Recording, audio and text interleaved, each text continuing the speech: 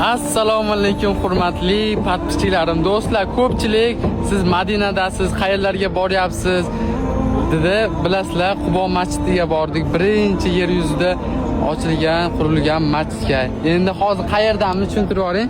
Biz Uhud maydonidamiz va kamonchilarni tepaligi deb aytiladi. Xo'p, bu joyda Rasululloh sollallohu alayhi vasallam kamonchilarni Uhud jangida aynan mana shu joyda joylashtirganlar. Mana odamlar hozir chiqib ko'rishyapti.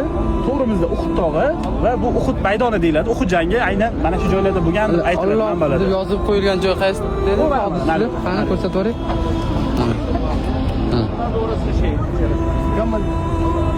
Ko'rasizlarmi? Xullas do'stlar, hammalaringga nasib qilsin, kelgandek bo'linglar ilohim do'stlar. Mana Bilolxon do'stimiz, oilam, ota-onam, akamiz.